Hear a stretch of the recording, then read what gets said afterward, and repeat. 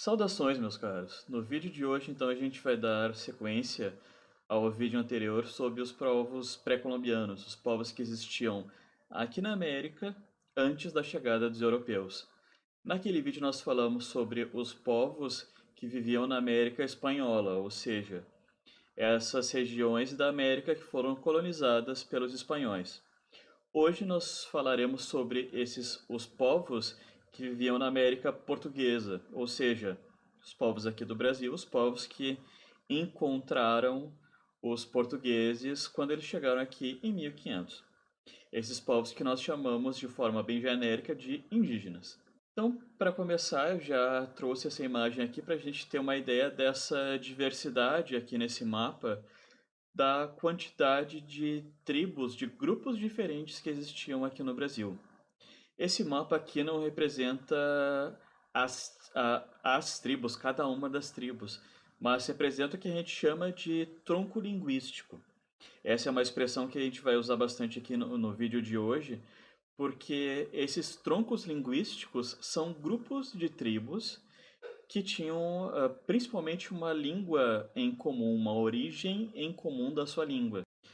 Então nós veremos algumas características gerais que a gente acaba colocando, que a gente verifica em várias dessas tribos aqui no Brasil, e depois a gente vai falar de três especificamente.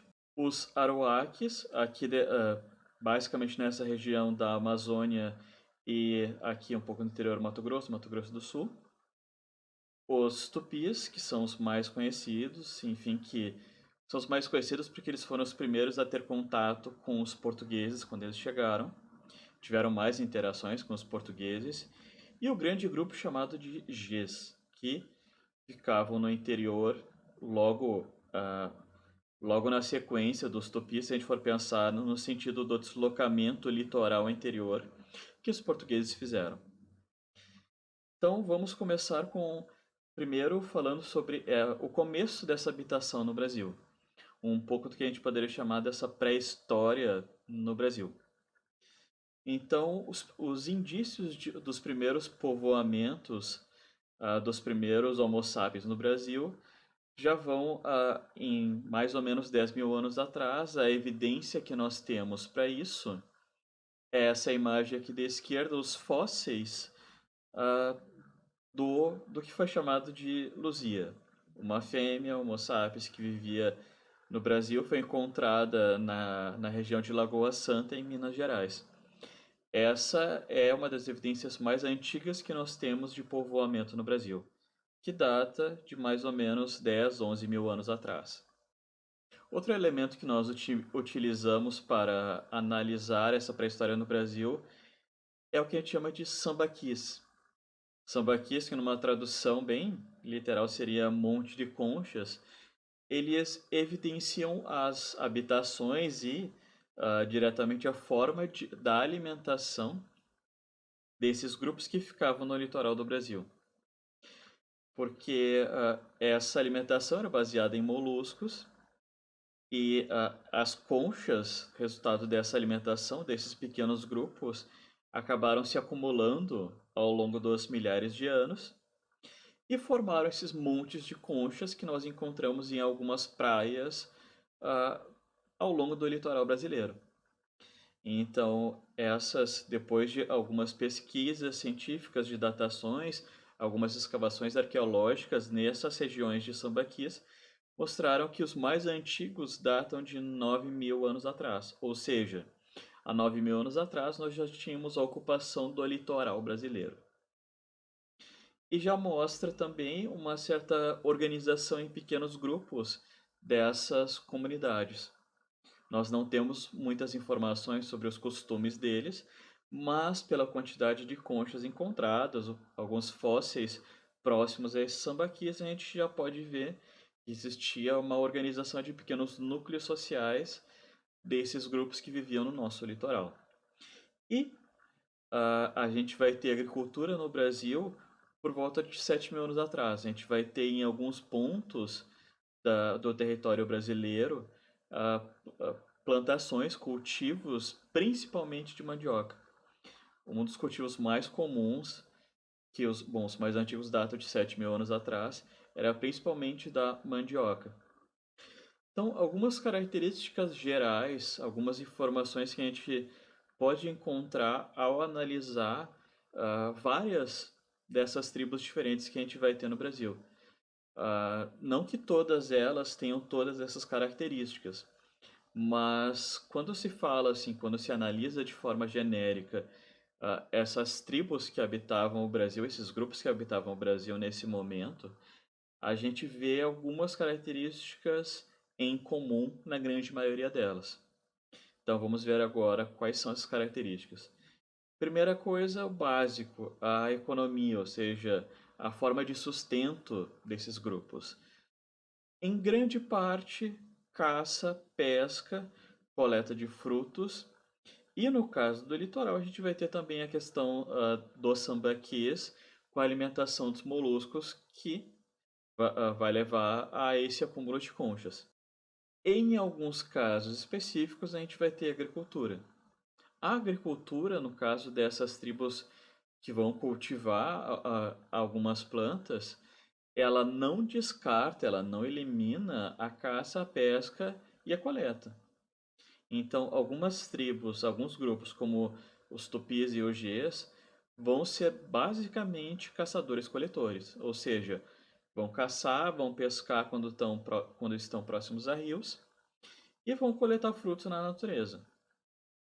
Algumas tribos vão plantar, mas além disso vão também caçar e pescar, porque a agricultura dessas tribos no Brasil não vai ser daquele sentido que a gente vê, por exemplo, no Egito Antigo, de agricultura em larga escala.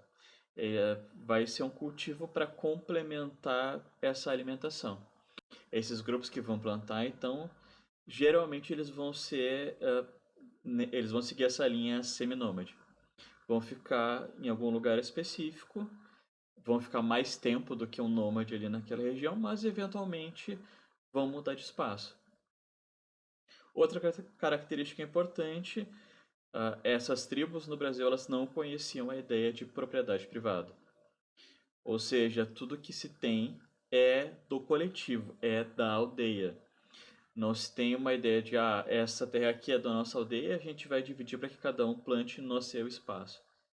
Não, a ideia é de que as ferramentas são coletivas, a terra é coletiva, as sementes, o trabalho, tudo é coletivo.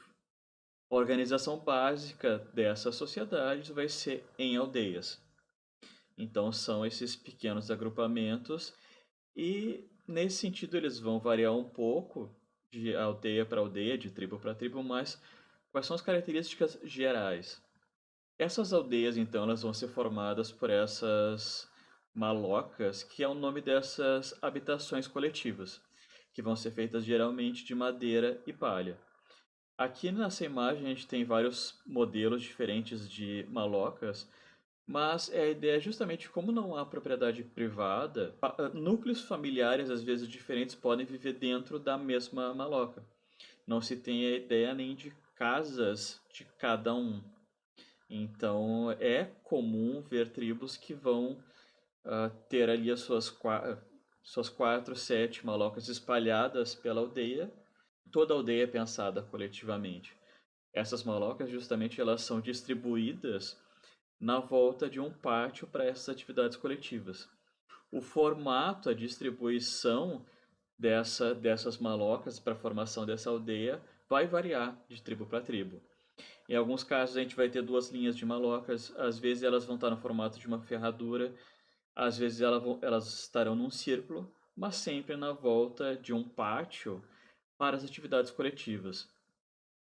A organização da distribuição de alimentos, fabricação de instrumentos de caça, de instrumentos de cerâmica variados, de cestos, enfim. Tudo isso vai ser feito no espaço coletivo. Falando sobre aspecto religioso. Bom, essas tribos vão ser sempre politeístas, mas a organização dessa religião vai variar bastante. Então, o nome dos deuses é diferente, a ideia desses deuses, o que eles são, também vai variar um pouco de tribo para tribo. O que tem em comum é que essas religiões elas vão ser politeístas e elas vão se voltar para a natureza. Então, essas divindades vão representar forças da natureza, rios, lagos, floresta, animais. E essas tribos vão ter sempre pajés, guias religiosos. Eles não têm a ideia de um padre, alguém que vai controlar a vida religiosa, mas eles são como guias.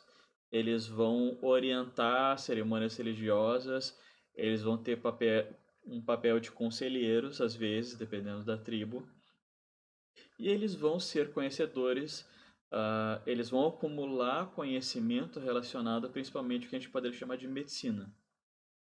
Essas tribos vão ter remédios naturais, organizados principalmente de acordo com esse conhecimento da natureza, das propriedades das plantas.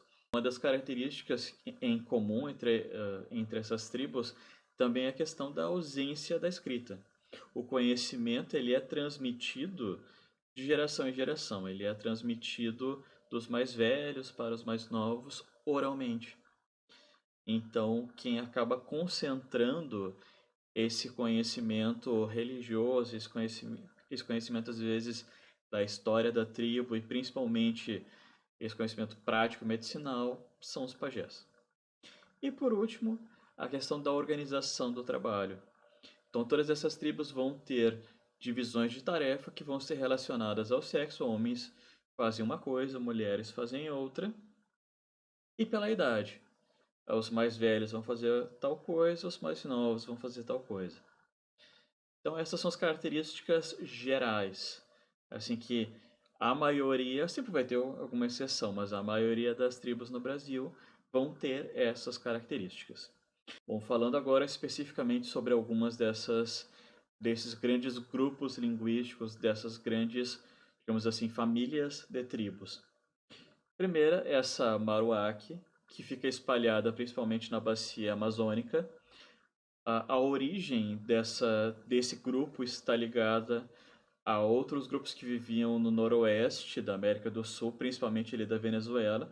Eles teriam se deslocado pela floresta amazônica e se espalhado pela Amazônia brasileira a partir dali. Então, quais são as grandes características dos aruaques? Primeira, a relação com os rios. Então, essas tribos elas são encontradas sempre próximas a rios ou praias, né, quando elas se encontram no litoral. Então, eles se deslocam com facilidade por dentro da floresta amazônica a partir do uso de canoas pelos rios e vão usar tanto os rios quanto o litoral para conseguir comida para a sua alimentação.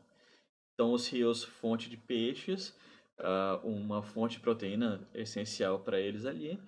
E no litoral, além disso, vai ter a coleta de moluscos. Essas tribos, não todas, mas várias delas, conheciam, e há indícios de que esse conhecimento veio desses grupos originais ali do noroeste da América do Sul, dessa região da Venezuela, veio conhecimento para o cultivo da mandioca. Vestígios arqueológicos mostram várias indicações de fornos utilizados por eles para produzir o alimento a partir da mandioca. Então, várias dessas tribos tinham esse hábito. Fora isso, algo que também é comum em várias tribos, mas manifestadas de forma diferente, que é o uso da cerâmica tanto para expressão artística, como a gente pode ver nessa imagem aqui, quanto para a produção das urnas funerárias, dos restos mortais em algumas tribos serem colocadas dentro de grandes urnas feitas a partir da cerâmica. Segundo grupo e o mais famoso no Brasil, o principal tronco linguístico, são os tupis. Como a gente pode ver nessa imagem aqui, essa representação de uma árvore com várias raízes que representam esses vários grupos diferentes de tribos que falavam o tupi no Brasil. Tupi-Guarani, Ariquém, Juruna, Mauê, enfim, vários grupos diferentes que partiram do Tupi. Quais são as características básicas dessas tribos ligadas à língua Tupi? Primeiro, como eu falei antes, eles viviam basicamente, eles viviam principalmente no litoral brasileiro, ao longo da faixa do litoral brasileiro, e em algumas regiões ali do Pará, na floresta amazônica também. Então, eles foram os primeiros a ter contato com os portugueses logo que eles chegam aqui. E por consequência disso, eles acabaram sendo os mais conhecidos por nós. Porque, enfim, como eles não escreviam, a gente depende muito hoje para ter informações sobre esses grupos indígenas do que os portugueses falavam sobre eles. Então, os portugueses tiveram mais atenção com os tupis, porque eles tiveram que negociar bastante com eles nessa ocupação inicial do Brasil. Então, eles tiveram que aprender o tupi e tiveram que lidar com os costumes dessas tribos que viviam no litoral logo que eles chegaram. Por isso também que a língua tupi vai ser uma das mais influentes para o português atual, para o nosso português brasileiro. Várias palavras que nós temos hoje do nosso vocabulário, elas vêm especificamente do tupi. Se a gente for pensar das várias línguas indígenas antigas que mais nos influenciaram, o tupi é a principal. Outra característica importante é o uso da cerâmica. Nesse caso, vai chamar a atenção que a cerâmica vai estar ligada com definições sociais. Então, de acordo com a função daquela pessoa, de acordo com a função daquele grupo, mulheres vão usar tal tipo de material, vão fazer tal tipo de cerâmica. Caçadores vão usar tal tipo de material para cerâmica. Então, é possível ver pela arte, pelos traços, pelo material da cerâmica, definições sociais desses grupos. Isso não quer dizer necessariamente que os tupis tinham uma hierarquia social em que um grupo valia mais, tinha mais direitos que outros, mas a gente tem aqui essa noção baseada na cerâmica de que havia uma organização social bem clara entre os tupis. E, bom, a última característica, eles eram, a sua grande maioria, caçadores-coletores. Ou seja, a agricultura, o cultivo aqui não entravam muito pouco na organização e na alimentação desses grupos.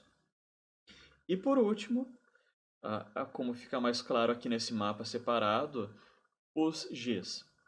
Era um grande grupo que espalhava principalmente no interior do Brasil, que se chama geralmente de macro G, porque acabou tendo uma generalização no Brasil com os portugueses de que várias tribos que eram simplesmente do interior, que partiam para o sertão, logo depois daquela faixa litorânea, já eram considerados Gs. Então aqui tem alguns nomes de algumas tribos baseadas nessa língua, que vão se espalhar, enfim, em várias regiões diferentes do Brasil. Quais são as características essenciais, quais são as características gerais dessas várias tribos? Primeiro, a questão da caça.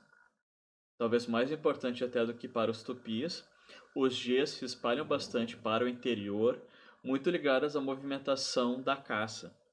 Várias dessas tribos tinham o costume de fazer grandes expedições de caça buscando animais maiores e por isso o deslocamento para o interior.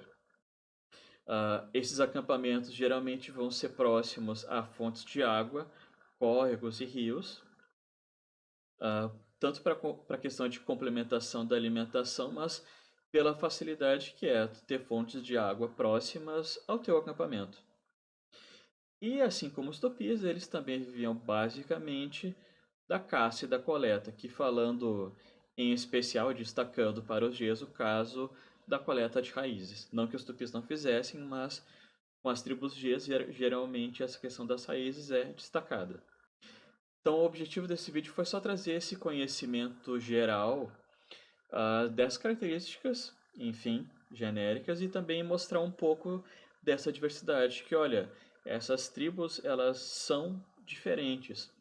Há especificidades, havia uma grande variedade de culturas no Brasil antes da chegada dos portugueses. Essa é a principal mensagem que eu queria deixar com esse vídeo. Ficamos por aqui então, obrigado pela atenção, bons estudos para vocês, um abraço.